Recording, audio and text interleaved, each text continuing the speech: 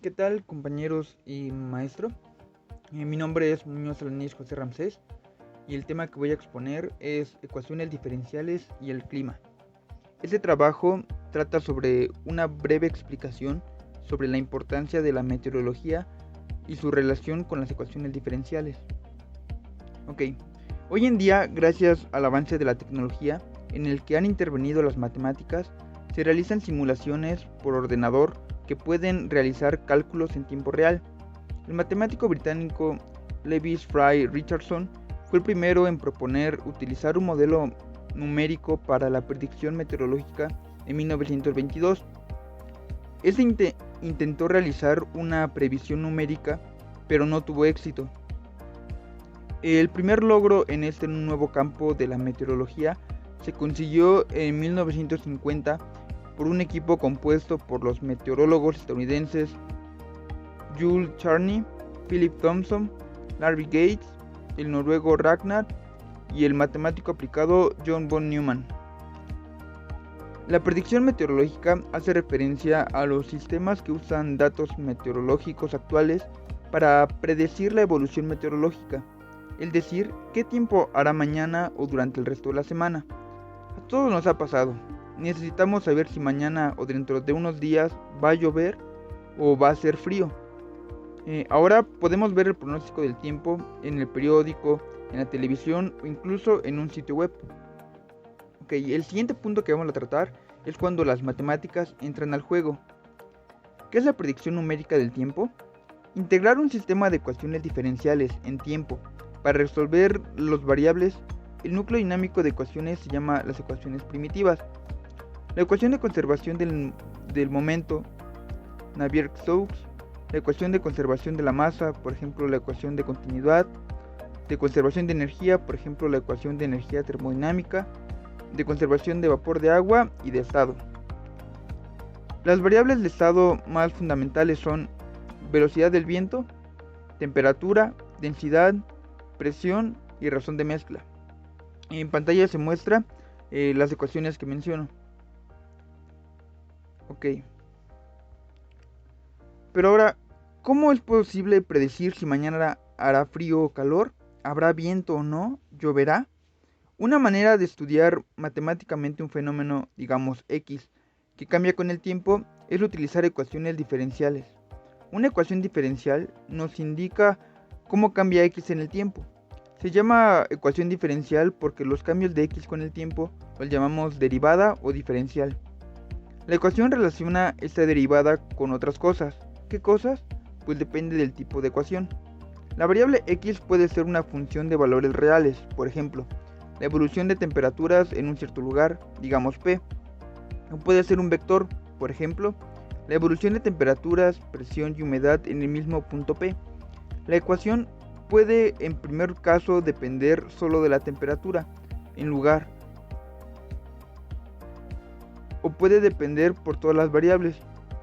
Más aún, hasta ahora la variable X era una función que dependía solo del tiempo, pero es concebible que lo que pase en P dependa también de lo que pase en un punto cercano Q. De hecho, puede depender no solo de lo que pase en el punto cercano, puede depender también de las diferencias de lo que está pasando en los puntos. Por ejemplo, si hay una diferencia de presiones entre los puntos, podemos esperar un viento que tienda a nivelarlas. En términos matemáticos, la ley depende no solo de los valores, como también de las derivadas espaciales. En los primeros casos, la incógnita es una función de una variable. La evolución en el tiempo X, si es solo un número, la llamamos ecuación diferencial ordinaria. Si es un vector, lo llamamos sistema de ecuaciones diferenciales ordinarias. En el último caso, la incógnita es una función que depende tanto del tiempo como del espacio. Nos da las condiciones meteorológicas en cada punto y en cada momento. Se llama ecuación diferencial parcial porque la ley depende no solo de los valores de X, sino también depende de las derivadas parciales de X. Con algunas excepciones, son más fáciles de entender y resolver las ecuaciones que los sistemas, y son más fáciles las ecuaciones ordinarias que las parciales. Como se imaginarán, al meteorólogo le tocó una de las más difíciles. Plantear las ecuaciones diferenciales que determinan el tiempo No es una tarea fácil, mucho menos resolverlas, y esto es razón suficiente para convencernos de que el meteorólogo enfrenta un problema muy difícil. El propósito de este video es explicar por qué, de hecho, su tarea así planteada es imposible. Las observaciones del clima podrán ser cada vez más precisas, las computadoras podrán ser más poderosas, nuestro entendimiento de los fenómenos relevantes podrá ser cada vez más completo y en consecuencia mejorarían los pronósticos meteorológicos. Sin embargo, por más que nos esforcemos, habrá un tiempo que, más allá de él, los pronósticos no podrán ser certeros. Edward Norton Lawrence, matemático que decidió dedicarse a la meteorología, simplificó el modelo meteorológico y se concentró en estudiar un problema aislado: la convección. Las partes bajas de la atmósfera son, por la radiación del suelo, mucho más calientes que las partes altas. El aire caliente sube y el aire frío baja, pero ¿cómo es la circulación? ¿Cómo cambia la temperatura en determinado lugar a medida que el aire se mueve? El modelo matemático de la convección se describe con dos ecuaciones parciales acopladas. Por un lado está el movimiento del aire, que obedece a la segunda ley de Newton. La fuerza es igual a la masa por la aceleración. En este caso, las fuerzas que intervienen son la gravedad, la diferencia de presiones y la viscosidad. Por otro lado, la temperatura cambia en cada lugar debido a que cuando el aire se mueve, transporta el calor donde estaba. En dinámica de fluidos, la ley de Newton se llama ecuación Navier-Stokes y la segunda ecuación, la ecuación de transporte. La primera ecuación describe cómo se mueve un fluido y la segunda cómo cambia la temperatura. Están acopladas porque los resultados de una influyen en la otra y viceversa. El modelo de convección es mucho más sencillo que las ecuaciones completas de los meteorólogos, pero sigue siendo muy complicado. En particular, sigue siendo una ecuación diferencial parcial. Dado que se trata de un modelo donde hay oscilaciones, Lorentz se propuso buscar la solución en términos de sus coeficientes de Führer, una suma, en principio infinita, de senos y cosenos de diferentes frecuencias, multiplicadas por infinitos coeficientes. Es decir, redujo el problema a encontrar infinitas incógnitas, los coeficientes. De todas estas incógnitas, observó solo los tres coeficientes más significativos y obtuvo un sistema de ecuaciones diferenciales ordinarias, que ahora llamamos las ecuaciones de Lorentz. Son las que se muestran en pantalla. Finalmente tenemos una ecuación diferencial ordinaria, una ecuación tratable, o eso pensábamos. El gran descubrimiento y sorpresa de Lorentz fue que, aún en este modelo de juguete, con solo tres variables se presenta un fenómeno incómodo para la predicción de resultados que se llama sensibilidad a las condiciones iniciales. Esta propiedad garantiza que, dadas las condiciones iniciales diferentes, arbitrariamente cercanas, producen soluciones que, en poco tiempo, describen situaciones muy diferentes. Para entender un fenómeno muy complicado y desconocido en general, conviene estudiar una versión muy simplificada y conocida de él. Una simplificación más es suponer que el tiempo, en lugar de evolucionar de manera continua, lo hace de manera discreta, es decir, por unidad de tiempo. Pueden ser segundos, horas o décadas, no importa. Para explicar la sensibilidad a las condiciones iniciales, utilizaremos una versión ociosa de multiplicar números por 10. Tomemos un número x que pertenezca al intervalo cerrado 0,1, que podemos suponer describe algún fenómeno que estamos observando. Transcurrir una unidad de tiempo, supongamos también, la evolución de dicho fenómeno está determinada por la siguiente transformación o regla. Multiplica x por 10 y conserva de resultado solo su parte fraccionaria. Por ejemplo, tomamos x igual a 0.23056887722. Entonces, si ese número lo multiplicamos por 10, obtenemos 2.305688722. Y por la regla se quita la parte entera y dejamos la fraccionaria. En otras palabras, corremos el punto decimal y nos olvidamos del primer dígito. Así de sencillo. Tomamos un número Le aplicamos este procedimiento y obtenemos un número nuevo al que le podemos aplicar esta misma transformación y repetimos. Lo primero que podemos observar es que si tomamos dos números muy parecidos, es decir, muy cercanos, digamos 0.0180005141992 y 0.0180006983334, difieren a lo más en una 10.000.000ª parte de la unidad. Después de iterar 6 veces, obtenemos 0.514192 y 0.698334, que ya difieren en un décimo, pues la distancia entre ellos se multiplica por 10 cada iterado. Iteramos una vez más y obtenemos dos números completamente diferentes, 0.14192 y 0.98334. Esto no es una situación especial por los números que elegimos en el ejemplo. Dados dos números diferentes, no importa qué tan parecidos o qué tan cercanos, después de iterar suficientes veces, obtendremos resultados muy diferentes. Esta es la noción de la sensibilidad a las condiciones iniciales. Visto de otra manera, si dos números no se alejan nunca, por más que iteremos la multiplicación por 10, entonces los dos números tendrán que ser iguales. En este ejemplo no importa realmente que estemos multiplicando por 10, tendremos un fenómeno muy parecido si multiplicamos por 10 solamente.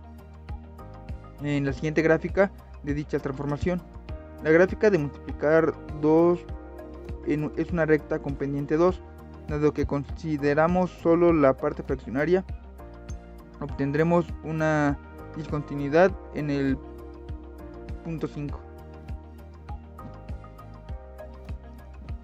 Ahora, el siguiente punto que vamos a hablar es sobre la sección de Poincaré. Todavía podemos obtener más información de la parte lineal de las ecuaciones, pero para esto necesitamos introducir una sección de Poincaré. En el ejemplo de la fuente, una sección de Poincaré sería una coladera debajo de los tubos y encima de un embudo donde marcamos cada punto por donde una órbita pasa. Podemos ver la sección de Poincaré en el plano z igual a 1 y sus imágenes en el pasaje por una densidad del punto fijo. En orden, para entender cualquier órbita dentro de la fuente hasta describir por qué puntos de la coladera pasa, en qué orden, y no nos interesa saber el recorrido preciso dentro de la tubería. Así, la evolución en el tiempo de nuestra fuente se describe como una transformación de la sección de Poincaré, determinada por la siguiente vez en la que cada punto de la sección regresa.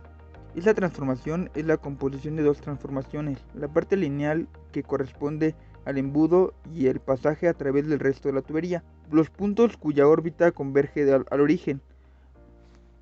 Los demás puntos se alejan a la derecha o a la izquierda, de acuerdo al signo de su coordenada x. Tomemos un punto x que está al lado derecho, con coordenada x mayor a 0. Su órbita en algún momento cruzará el plano z igual a 1, en su viaje a x cuando tiende a infinito. El tiempo que tarda en llegar hasta ahí es variable, y depende de qué tan cercana del plano x igual a 0 se encuentre. Análogamente, si el punto está del lado izquierdo, en coordenada x menor a 0, su órbita cruzará el plano x igual a menos 1, en su viaje a cuando x tiende a menos infinito. Podemos escribir la transformación que asigna a cada punto en el rectángulo R su imagen en el plano x igual a 1 o x igual a menos 1. De acuerdo al signo del valor de x, y,1 tiende al signo x, donde el signo de x es igual a 1 o menos 1, de acuerdo a si x es positivo o negativo. En la figura de arriba podemos ver que la imagen de cada uno de los rectángulos, el positivo y negativo, son dos triángulos, como dirección y la contracción es más fuerte que la dirección. Los triángulos son oblicuos. Por otra parte, la altura de los triángulos está determinada por el cociente entre lambda s y lambda u. No cualquier silla hiperbólica funciona para construir una fuente en la que podamos encontrar fácilmente el fenómeno de la sensibilidad a las condiciones iniciales. Para esto es necesario que los valores propios lambda s y lambda u cumplan con la siguiente relación. Bajo estas condiciones, la altura del triángulo crece, es decir, hay un fenómeno de expansión muy parecido al multiplicar por 10, como vemos más adelante. Por otra parte, cabe resaltar que una última propiedad de la silla hiperbólica: los puntos en cualquier segmento de la línea recta en R con la misma coordenada en X, líneas paralelas a la división de aguas, se acompañan en su pasaje y arriban al mismo tiempo alguno de los planos X igual a más menos 1 y dibujan una línea horizontal, coordenada y constante. Esto es como si las coladeras imaginarias en los planos Z igual a 1 y X igual a más menos 1 tuvieran rejillas, y el agua que pasa por la misma rejilla A sale por la misma rejilla B. Esto reduce en una dimensión más el problema, pues la rejilla A está dada por la coordenada X y su imagen está determinada por la coordenada Z, cuyo valor es el siguiente: como menos lambda S sobre lambda U es menor a 1, la derivada cerca del 0 es uniformemente mayor que 1. Volvamos al análisis global. Recordemos que la fuente tiene dos etapas: lo que pasa en el embudo y lo que pasa en las tuberías. En la parte lineal hemos terminado de descubrir lo que sucede en el embudo. Con nuestra elección de valores propios tenemos la expansión. Con el truco de las rejillas reducimos la transformación a una dinámica unidimensional. ¿Qué pasa fuera de donde podemos aproximar la parte lineal? Las ecuaciones de Lorentz son no lineales en todos los lados, pero cerca del origen se comporta muy parecido a la parte lineal del punto de equilibrio. En particular, hay una variedad estable de dimensión 2 que en una vecindad de origen es muy cercana al plano X igual a 0, y una variedad inestable de dimensión 1 cerca al eje X. Fuera de esta vecindad, la variedad inestable ya no es una recta, y de hecho regresa a la sección de Poincaré de una manera muy parecida a la de las tuberías, y con ella regresan los dos pequeños triángulos. ¿Podemos esperar conservar la expansión y reducción de dimensión al pasar por esta parte no lineal? La expansión es más fácil. La parte no lineal puede tener un poco de contracción, pero es fija. En el origen la derivada es infinito, en un rectángulo pequeño la derivada es enorme. La expansión es enorme y compensa cualquier posible contracción de la parte no lineal. Para preservar la dinámica unidimensional es necesario demostrar la existencia de una foliación invariante. Esto no es fácil de probar. John Guggenheimer y Robert F. Williams en la década de los 70 asumieron que existía tal foliación y construyeron lo que llamamos el Lorentz geométrico. Tuvieron que pasar 30 años para que Warwick Tucker probara que, en efecto, en las ecuaciones de Lorentz dicha foliación invariante está presente. En conclusión, en las ecuaciones de Lorentz tenemos el fenómeno de la sensibilidad a las condiciones iniciales, con sus consecuencias vueltas al respecto de la predictibilidad. Ahora, por último, tenemos las conclusiones. Algo sorprendente que se observa es que podemos empezar de casi cualquier punto, y las propiedades estadísticas de la órbita serán las mismas. Lo que esto significa es que casi todas las órbitas convergen a un mismo objeto, a un atractor. Lo que observamos al realizar análisis numérico de las ecuaciones lineales son, en realidad, las propiedades estadísticas del atractor. Así, el nuevo motivo de estudio no son los detalles de un sistema, de sus evoluciones, sino las propiedades estadísticas de sus atracciones. Este es un gran cambio de perspectiva de lo que quiere decir resolver. ¿Qué hay del meteorólogo? ¿Él puede también cambiar de perspectiva? Sí, y en este caso se llama climatólogo. Entender el clima en la época de la última glaciación no quiere decir cuál era la temperatura hace exactamente 10.000 años. Quiere decir más bien cuál era el promedio, cuál era la temperatura probable, cuál era la desviación, etc.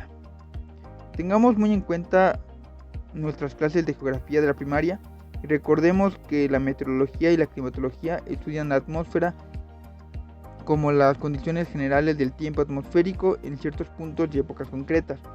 Por otro lado, estudian el comportamiento de las grandes masas de aire con la intención de poner leyes generales respecto a su influencia en otras causas del clima.